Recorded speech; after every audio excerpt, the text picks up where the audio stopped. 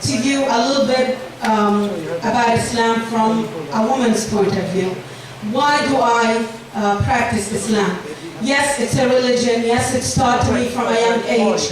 But the beauty of Islam, every why has an answer, especially for me as a woman.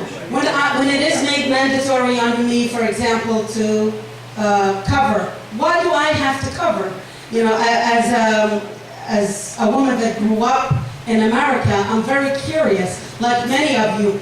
So when I look for the answer, it's right there. The verses in the Quran explain to me that the reason I have to cover is to protect myself. So for people to look at me as a person, not as a figure, not as her figure is not good enough, or she's good enough for to be a woman or not. So that really touched my heart, you know, that God made this a rule for me to protect myself.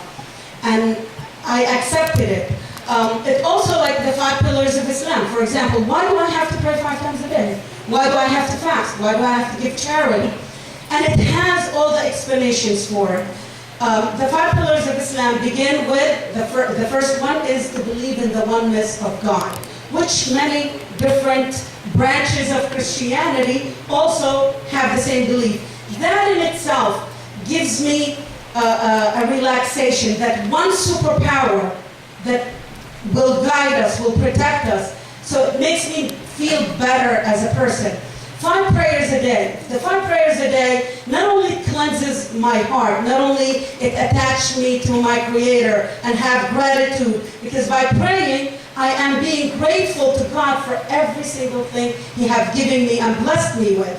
Okay? It also gives me the physical aspect. When we were upstairs, we were showing you how we pray. We have to stand up straight, we bow down, and then we do the prostration, and then we get up. That's a physical exercise. It also organizes my time. When I have a routine that at a certain time I have to wash myself and then do my prayer, it's organizing my time. The third pillar of Islam, which is charity. Charity, it cleanses you from greed. When I know, and charity is only mandatory on those that have saving, not the money where you're going to be paying your bills, your basic necessity money is, you're not going to give any charity out of it. But if you have any type of saving, you're going to share a little part of that with the needy, with the poor. So it makes you feel the connection between you and those that God did not bless them with as much blessings as you did. And then the fourth one, which has been one of the most amazing experiences in my life, the fasting. Fasting has a great effect on anyone that does it. It makes you, it gives you patience. It makes you feel for others. Yeah, like now we have technology. You can see on TV the poor kids, what they're going through, whether they're starving, homeless, or whatever. But before technology, how are you supposed to feel it? So when I have to fast from the beginning of the day till the end of the day, I'm gonna get hungry. I'm gonna be thirsty. Okay? So I have feeling for others and what they're going through. Okay, so it gives me that connection. It also gives me self-discipline. I'm disciplining myself from every time I want something, I could reach out to it. Okay, and the last one is pilgrimage to Mecca. Other than the worship to God in it, pilgrimage to Mecca, anyone that performed pilgrimage come back with the same touchy experience. It erases racism. You will no longer feel you are different than anybody else. Whether you're white, black, blue eyes, green eyes, short, tall, and these are facts. When I studied this, when I myself experienced it, and when I was in college, many of the courses I took, it's out of, had no religious structure whatsoever. For example, fasting.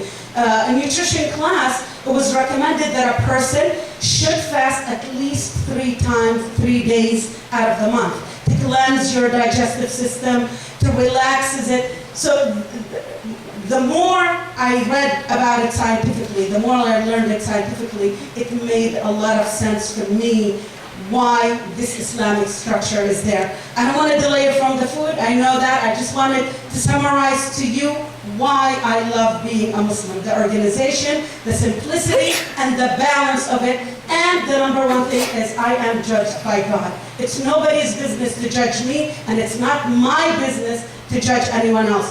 And my relationship is directly with God. If I'm doing good, He judges me and rewards me. If I am not doing good, it's God that also judges me and punishes me. Thank you. Thank you. Thank you so much. Without further ado, I know you guys hate us by now because we bored you with all these bombarding information, but we love you and I hope you love us back.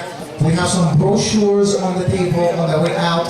Feel free to take whatever that suits you. It's in English. Again, thank you so much for being here and we are honored. Thank you again. Enjoy the food. Yes. Our guests go and enjoy the food and then we will follow.